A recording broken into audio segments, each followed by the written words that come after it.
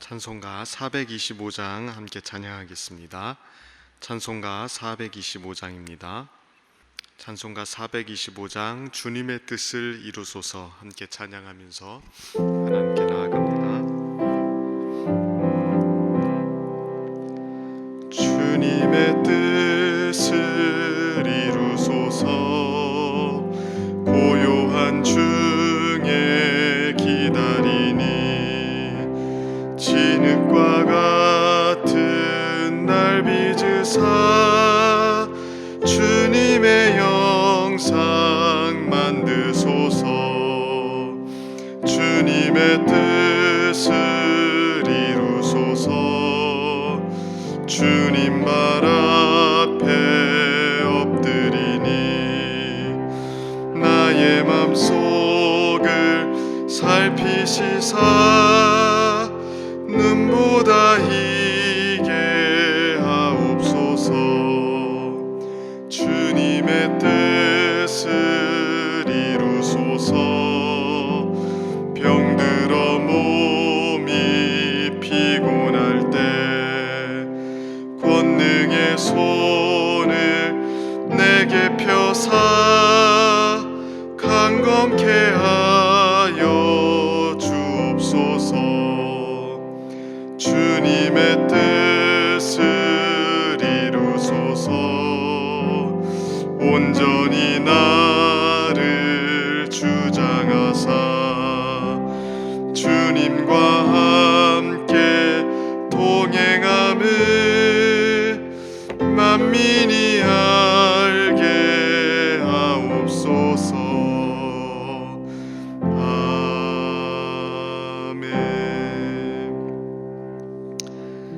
기도합니다.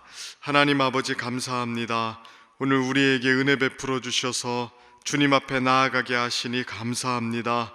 주님께서 우리에게 베풀어 주신 사랑과 긍휼을 기억하고 또 기대하며 나아가오니 이 시간 우리를 주님의 풍성하심으로 채워주시고 주님 안에 있는 참된 기쁨과 만족을 누리게 하여 주옵소서. 사랑하는 하나님, 우리 성도들 한 사람 한 사람을 기억하여 주옵소서.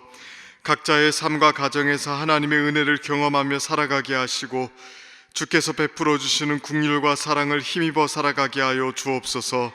특별히 오늘부터 설 명절이 시작됩니다. 화목해 하는 도구가 되어 주님의 사랑과 섬김을 가정과 친척에게 나타낼 수 있게 하시고 하늘의 신령한 복의 통로가 될 수 있게 하여 주옵소서.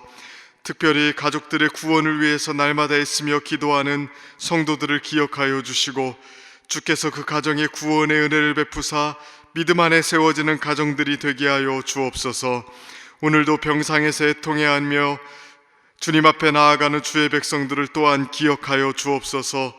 주님의 능력으로 회복시켜 주시고 다시 하나님을 찬양할 수 있도록 도와주옵소서. 주님의 몸된 교회를 또한 기억하여 주옵소서. 날마다 주님의 진리 안에 굳건하게 서게 하시고 시대의 풍조에 휩싸이지 않고 주께서 맡겨주신 사명 감당하게 하여 주옵소서. 주님 다시 오시는 그날까지 신실한 교회로 이 땅 가운데 서게 하여 주옵소서. 이 시간 말씀을 듣습니다.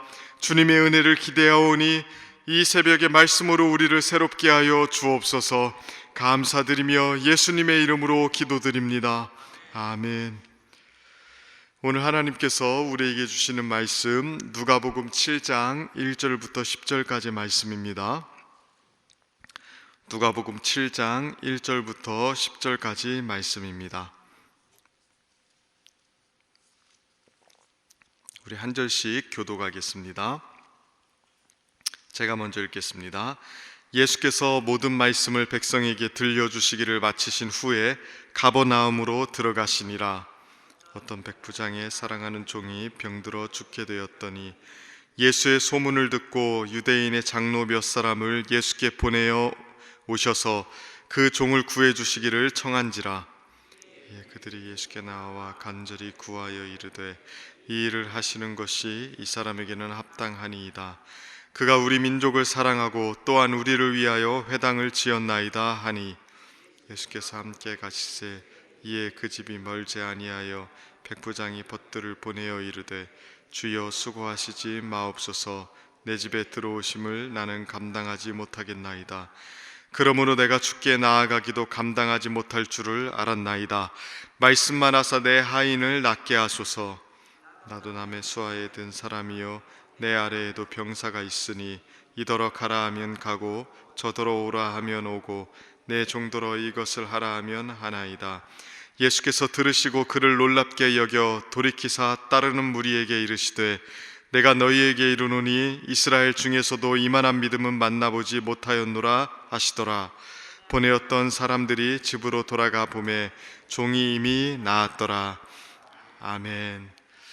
오늘도 이 새벽에 주님의 은혜를 사모하는 마음으로 주님 앞에 나온 우리 성도님들에게 주님께서 말씀 주시고 또 기도에 응답 주시기를 축복합니다.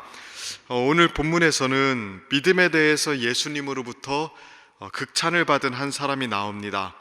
9절에서 예수님은 이 사람을 향해서 이스라엘 중에서도 이만한 믿음은 만나보지 못하였다라고 말씀하셨습니다. 우리는 이 사람의 믿음을 들여다볼 필요가 있습니다. 어떤 일이 있었고 그 상황에서 그의 믿음은 무엇이었는지, 도대체 무엇이었길래 예수님으로부터 칭찬을 이렇게 크게 받았는지 생각해 봐야 됩니다. 상황이 이렇습니다. 예수님께서 가버나움으로 가셨을 때 유대인 장로 몇 사람이 예수님께 나와서 간청하기 시작합니다. 그들이 간청한 내용은 예상 외였습니다.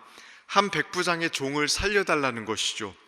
백부장은 로마에 속한 군인이었습니다.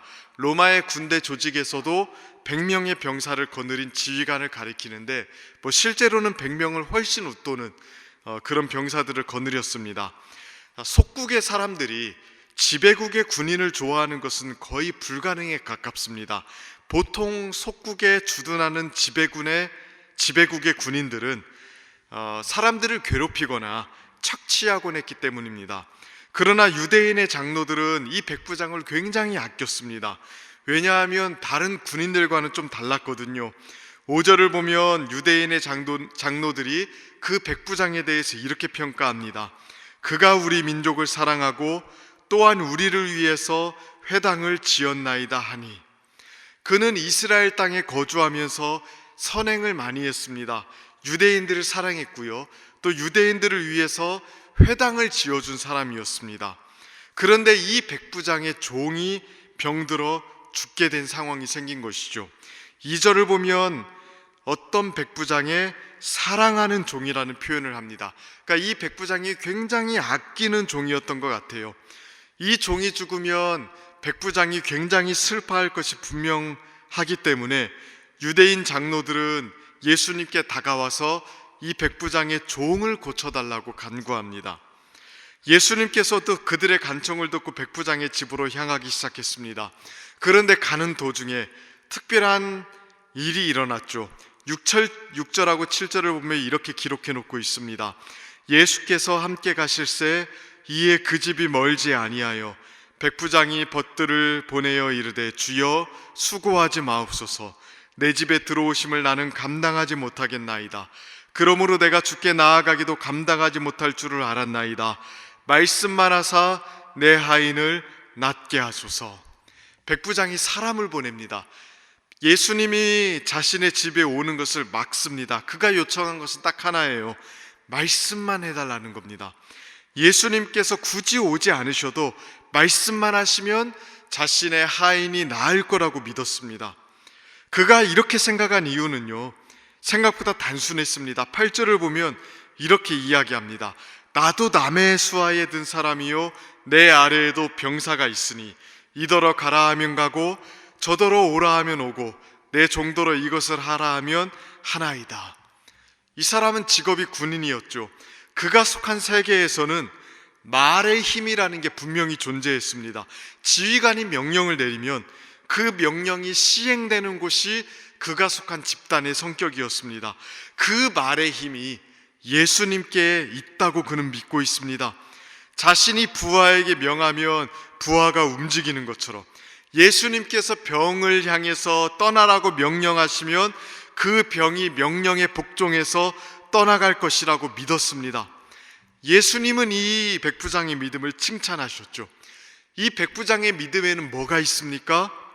아주 간단한 한 가지 사실이 있습니다. 예수님을요 주님으로 생각하고 있습니다. 그냥 다른 사람들보다 조금 더 비범하고 특별한 분으로 생각하고 있었던 것이 아닙니다. 그는 진짜 예수님을 만유의 주인, 모든 대상을 향해서 명령권을 가진 분으로 이해하고 있습니다. 온 세계는 그의 명령을 받들어 움직이고 있다고 생각하고 있습니다. 그가 생각한 예수님은 그 당시 유대인들의 생각과는 좀 달랐습니다. 예수님을요, 창조주라고 지금 생각하고 있는 거예요. 그래서 6절하고 7절을 보면 그가 예수님을 멈춰 세운 이유가 무엇이라고 말합니까?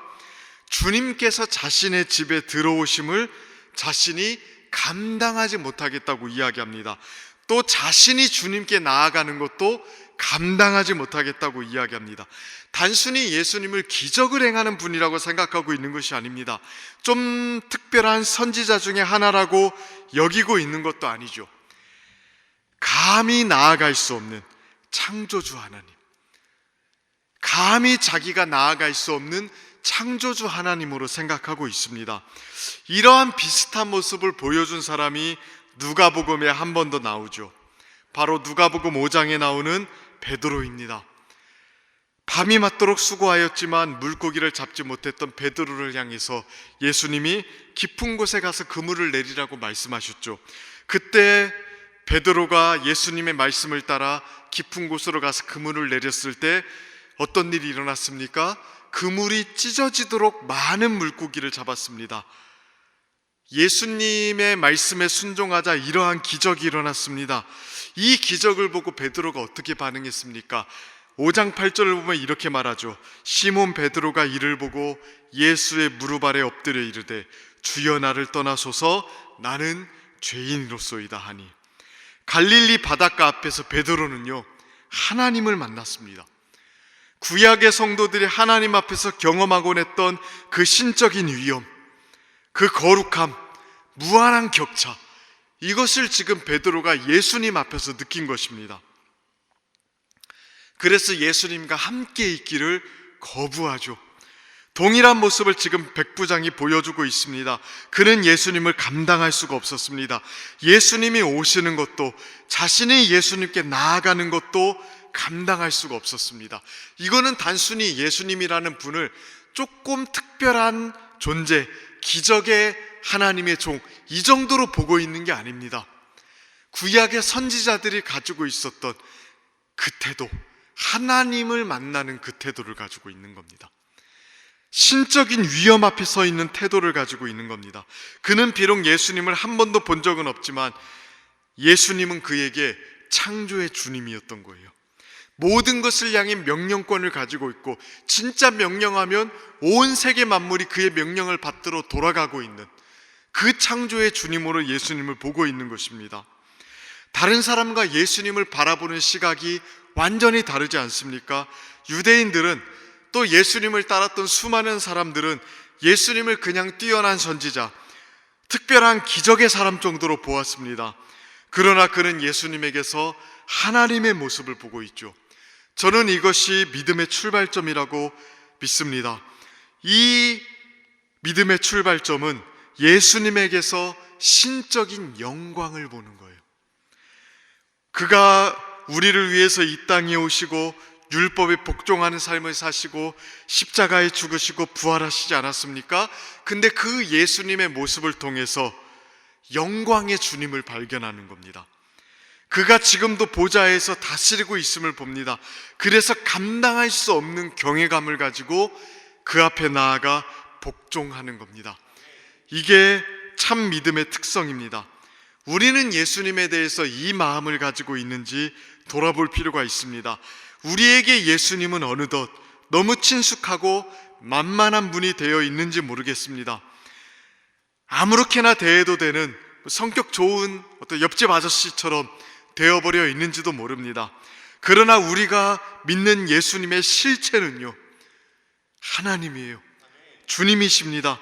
온 세상의 명령권을 가지고 그 명령권을 실행하시는 분이고, 그가 명령하셨을 때 온 우주는 한 존재도 빼놓지 않고 예수님의 명령을 받들어 움직이고 있습니다.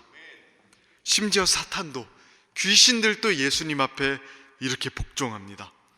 그가 바로 지금 우리가 섬기는 주님이시고요, 그가 지금 우리 교회의 머리이시고요, 그가 지금 우리의 구원자로 계시는 것입니다. 오늘 주님 앞에 나아갈 때 이 사실을 기억하는 우리 성도님들 되셨으면 좋겠습니다. 감히 감당할 수 없는 그 하나님이 우리의 주님이 되셔서 우리에게 다가오셔서 우리를 만나주시고 우리에게 찾아와 주십니다. 그 경탄과 경의가 우리 신앙생활에 늘 새롭게 넘치는 은혜가 있기를 축복합니다.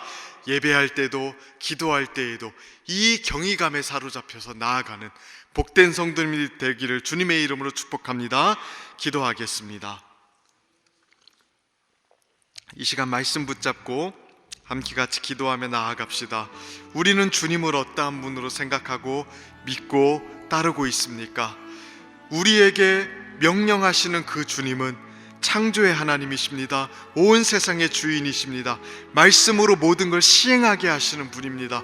그 하나님에 대한 경탄과 경의와 놀라움이 우리 인생에 또 우리 신앙의 삶 속에 늘 있을 수 있도록, 그래서 정말로 이 세상을 바라볼 때 주님의 명령이 시행되고 있다는 사실을 굳건히 믿으며 나아가는 우리 믿음의 사람들이 될 수 있도록 기도해 주시고, 특별히 교회를 위해서 기도해 주십시오. 주님의 몸된 교회가 주의 은혜 안에 든든히 세워질 수 있도록, 우리 주님을 머리로 하는 교회가 주님의 뜻을 받들어 한 걸음 한 걸음 전진할 수 있도록 기도해 주십시오.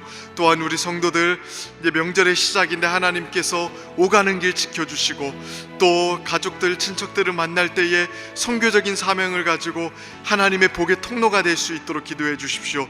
나라 민족을 위해서 기도해 주시고, 한국 교회를 위해서 기도해 주시고, 이 나라의 안보를 위해서도 기도해 주시기를 바랍니다. 우리 시간 말씀 붙잡고 교회를 위해서, 나라 민족을 위해서 기도할 때 우리 주여 한번 간절하게 부르시며 나아갑니다.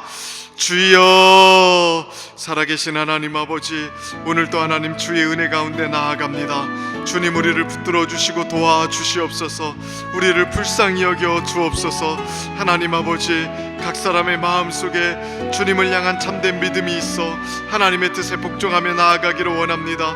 우리 주님, 단순히 어떤 특별한 분이 아니라 창조의 주님으로 바라보고 그 주님의 명령이 지금도 시행되어 온 우주와 시대와 역사가 움직이고 있음을 보고 그 앞에 무릎 꿇고 복종하며 나아가는 우리가 될 수 있도록 하나님 아버지 도와주시고 이끌어 주옵소서. 살아계신 하나님 아버지, 은혜를 내려 주시옵소서. 하나님 아버지, 우리가 이 믿음을 가지고 한 걸음 한 걸음 전진하며 나아가는 교회가 되기를 원합니다.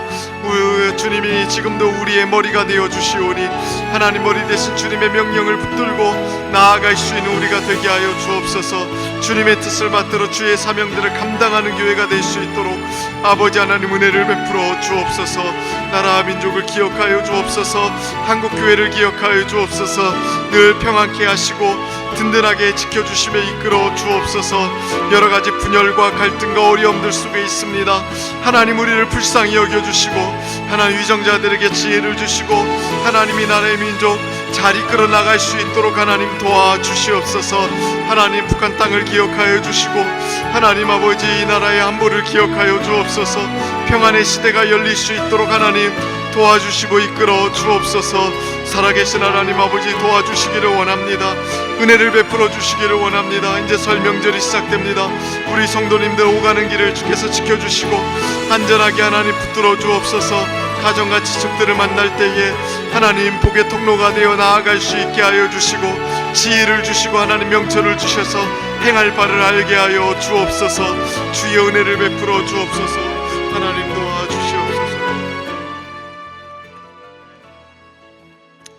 우리 이 시간 한 번 더 기도할 때에 매주 금요일은 특별히 가정과 또 목장 사역을 위해서 기도하는 날입니다. 이 시간 기도하실 때에 주여, 우리 교회 모든 가정마다 사랑 충만, 말씀 충만, 성령 충만하게 하여 주옵소서. 또 모든 부모마다 축복의 언어를 주시사 서로 격려하며 축복하는 가정이 되게 하옵소서. 교회의 모든 목장에 속한 가정들마다 기쁨과 감사가 넘치게 하여 주옵소서. 조국교회에 회복을 주시고 주께서 은혜 베풀어 주사 부흥케 하여 주옵소서. 또 우리 환우들 주께서 지켜주시사 속히 회복되게 하여 주옵소서. 그리고 계속해서 담임 목사님을 위해서 기도해 주시고 함께 동역하시는 장로님들과 교역자들이 사랑으로 하나 되어 온 교회가 성령으로 충만한 가운데 부흥의 역사를 이루게 해달라고 기도해 주시기를 바랍니다. 가정과 목장을 위해서 합심으로 기도하신 후에는 자유롭게 기도하시면 되겠습니다. 이 시간 기도하실 때에 먼저 저를 따라해 주시기를 바랍니다. 주여 축복의 언어를 주옵소서. 주여 축복의 언어를 주옵소서. 우리 주여 한번 간절하게 부르시며 나아갑니다. 주여. 하나님 아버지, 우리에게 축복의 언어를 주셔서 오늘 또 하나님 아버지, 우리의 사랑하는 가정들, 우리 자녀들 하나님 말씀으로 세워나가는 은혜가 있기를 원합니다. 하나님 아버지, 우리를 불쌍히 여겨주시고